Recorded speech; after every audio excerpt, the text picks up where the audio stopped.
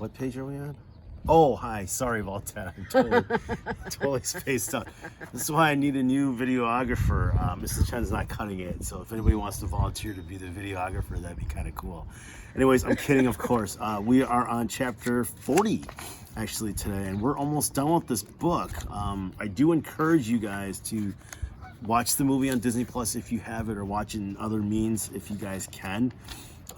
But yeah, I'm excited to. I've never seen the movie, and I'm really excited to see the movie after I'm done reading this. So we left off in chapter 39, where Zero and Stanley, they're going through a lot of pain. They're eating onions. They're basically drinking water from a mud hole, and Zero confesses that he was the one who stole Clyde Livingston's shoes, and he seemed to feel better. So let's see what happens in chapter 40. When Stanley found the onion the night before, he didn't question how it had come to be there. He ate it gratefully. But now as he sat gazing at Big Thumb in the meadow full of flowers, he couldn't help but wonder about it. If there was one wild onion, there could be more. He intertwined his fingers and tried to rub out the pain. Then he bent down and dug up another flower, this time pulling up the entire plant, including the root. Onions, fresh, hot, sweet onions, Sam called as Mary Lou pulled the cart down Main Street. 8 cents a dozen. It was a beautiful spring morning. The sky was painted pale blue and pink, the same color as the lake and the peach trees along its shore. Mrs. Gladys Tennyson was wearing just her nightgown and robe as she came running down the street after Sam. Mrs. Tennyson was normally a very proper woman who never went out in public without dressing up in fine clothes and a hat. So it was quite surprising to the people of Green Lake to see her running past them. "Sam!" she shouted. "Whoa, Mary Lou," said Sam, stopping his mule and cart. "Good morning, Mrs. Tennyson," he said. "How's little Becca doing?" Gladys Tennyson was all smiles. "I think she's going to be all right. The fever broke about an hour ago, thanks to you. Oh, I'm sure the good Lord and Doc Hawthorne deserve most of the credit." "The good Lord, yes," agreed Mrs. Tennyson, "but not Dr. Hawthorne. That quack wanted to put leeches on her stomach. Leeches! My word, he said they would suck out the bad blood. You tell me, how would a leech know good blood from bad blood?" "I wouldn't know," said Sam. "It was your onion tonic," said Mrs. Tennyson. "That's what saved her." Other townspeople made their way to the cart. "Good morning, Gladys," said Hattie Parker. "Don't you look lovely this morning?" And several people snickered. "Good morning, Hattie," Mrs. Tennyson replied. "Does your husband know you're parading about in your bedclothes?" Hattie asked. There were more snickers. "My husband knows exactly where I am and how I am dressed, thank you," said Mrs. Tennyson. "We have both been up all night and half the morning with Rebecca. She almost died from stomach illness. It seems she ate some bad meat." Hattie's face flushed. Her husband, Jim Parker, was the butcher. "It made my husband and me sick as well," said Mrs. Tennyson, "but it nearly killed Becca. What with her being so young, Sam saved her life." It wasn't me," said Sam. It was the onions." "I'm glad Becca's all right," Hattie said contritely. "I keep telling Jim he needs to wash his knives," said Mr. Pike, who owned the general store. Hattie Parker excused herself, then turned and quickly walked away. "Tell Becca when she feels up to it, come by the store for a piece of candy," said Mr. Pike. "Thank you. I'll do that." Before returning home, Mrs. Tennyson bought a dozen onions from Sam. She gave him a dime and told him to keep the change. I don't take charity," Sam told her. But if you want to buy a few extra onions for Mary Lou, I'm sure she'd appreciate it." "All right, then," said Mrs. Tennyson. "Give me my change in onions." Sam gave Mrs. Tennyson an additional 3 onions, and she fed them one at a time to Mary Lou. She laughed as the old donkey ate them out of her hand. Stanley and Zero slept off and on for the next 2 days, ate onions, all they wanted, and splashed dirty water into their mouths. In the late afternoon, Big Thumb gave them shade. Stanley tried to make the hole deeper, but he really needed the shovel. His efforts just seemed to stir up the mud and make the water dirtier. Zero was sleeping. He was still very weak and sick, but the sleep in the onions seemed to be doing him some good. Stanley was no longer afraid that he would die soon. Still, he didn't want to go for the shovel while Zero was still asleep. He didn't want him to wake up and think he'd been deserted. He waited for Zero to open his eyes. "I think I'll go look for the shovel," Stanley said. I'll wait here," Zero said feebly, as if he had any other choice. Stanley headed down the mountain. The sleep and the onions had done him a lot of good as well. He felt strong. It was fairly easy to follow the trail he had made 2 days earlier. There are a few places where he wasn't sure he was going the right way, but it just took a little bit of searching before he found the trail again. He went quite a ways down the mountain, but still didn't find the shovel. He looked back up toward the top of the mountain. He must have walked right past it, he thought. There's no way he could have carried Zero all the way up from here. Still, he headed downward, just in case. He came to a bare spot between two large patches of weeds and sat down to rest. Now he had definitely gone too far, he decided. He was tired out from walking down the hill. It would have been impossible to have carried Zero up the hill from here, especially after walking all day with no food or water.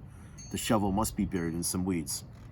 Before starting back up, he took one last look around in all directions. He saw a large indentation in the weeds a little farther down the mountain. It didn't seem likely that the shovel could be there, but he'd already come this far. There, lying in some tall weeds, he found the shovel and the sack of jars. He was amazed. He wondered if the shovel and sack might have rolled down the hill. But none of the jars were broken except for the one which had broken earlier. And if they had rolled down the hill, it is doubtful that he would have found the sack and shovel side by side. On his way back up the mountain, Stanley had to sit down and rest several times. It was a long, hard climb. Just looking to see how far chapter 42 is. All right, so chapter 41.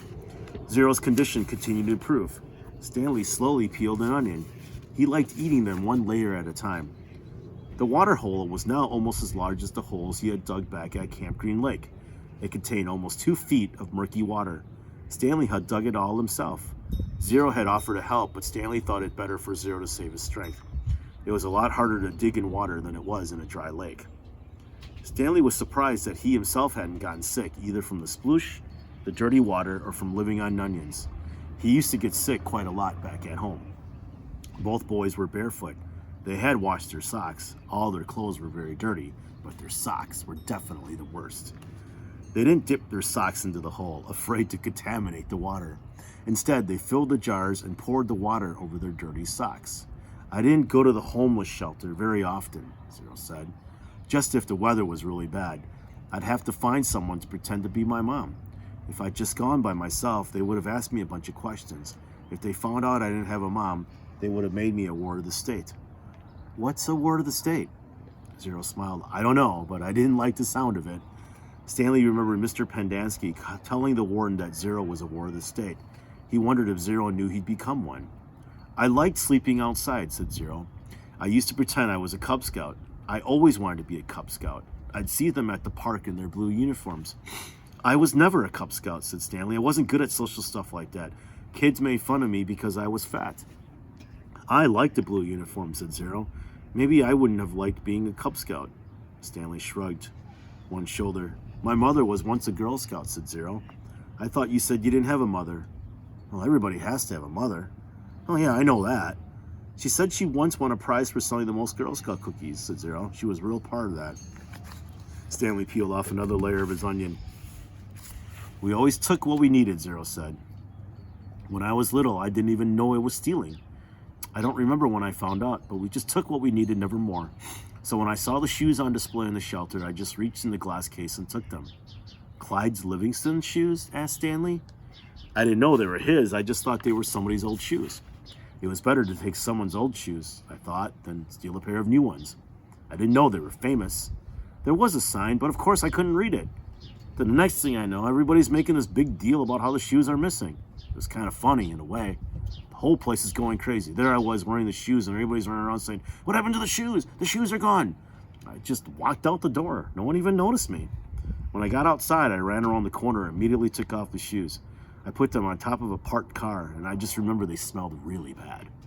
Yeah, those were them, said Stanley. Did they fit you? Pretty much. Stanley remembered being surprised at Clyde Livingston's small shoe size. Stanley's shoes were bigger. Clyde Livingston had small, quick feet. Stanley's feet were big and slow. I should have just kept them, said Zero. I'd already made it out of the shelter and everything. I ended up getting arrested the next day, and when I tried to walk out of a shoe store with a new pair of sneakers, if I had just kept those old smelly sneakers, then neither of us would be here right now.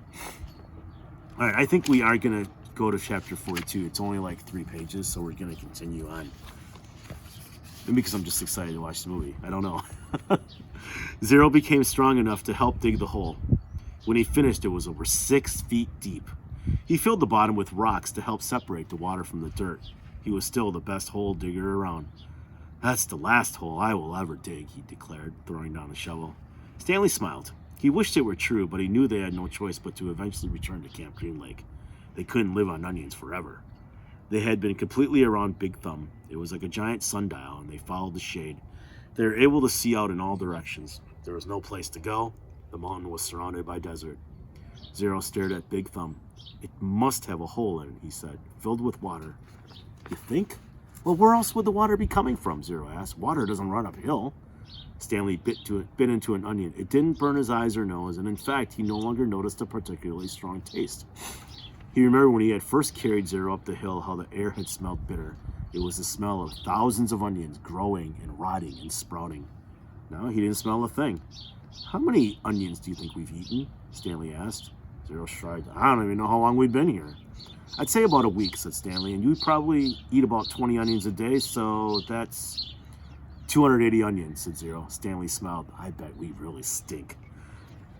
2 nights later, Stanley lay awake staring up at the star-filled sky. He was too happy to fall asleep. He knew he had no reason to be happy. He had heard or read somewhere that right before a person freezes to death, he suddenly feels nice and warm. He wondered if perhaps he was experiencing something like that. It occurred to him that he couldn't remember the last time he felt happiness. It wasn't just being sent to Camp Green Lake that made his life miserable. Before that, he'd been unhappy at school where he had no friends and bullies like Derek Dunn picked on him. No one liked him, and the truth was, he didn't especially like himself. He liked himself now. He wondered if he was delirious. He looked over at Zero sleeping near him. Zero's face was lit in the starlight, and there was a flower petal in front of his nose that moved back and forth as he breathed. It reminded Stanley of something out of a cartoon. Zero breathed in, and the petal was drawn up, almost touching his nose. Zero breathed out, and the petal moved toward his chin. It stayed on Zero's face for an amazingly long time before fluttering off to the side. Stanley considered placing it back in front of Zero's nose, but it wouldn't be the same.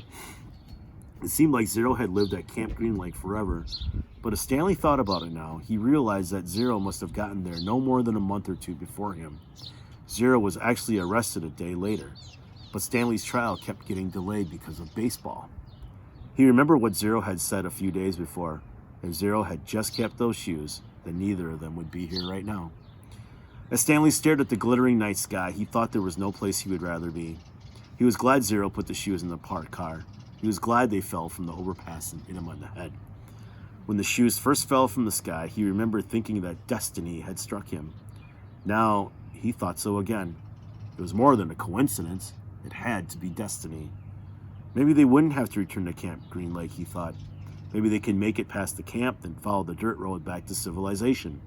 They could fill the sack with onions and the 3 jars with water, and he had his canteen as well. They could refill their jars and canteens at the camp. Maybe sneak into the kitchen and get some food. He doubted any counselors were still on guard. Everyone had to think they were dead. Buzzard food.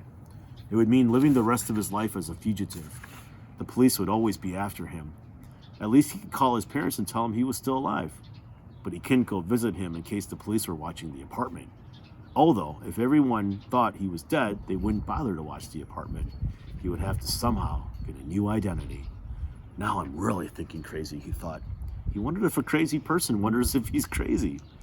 But even as he thought this, an even crazier idea kept popping into his head. He knew it was too crazy to even consider. Still, if he was going to be a fugitive for the rest of his life, it would help to save some money, perhaps a treasure chest full of money.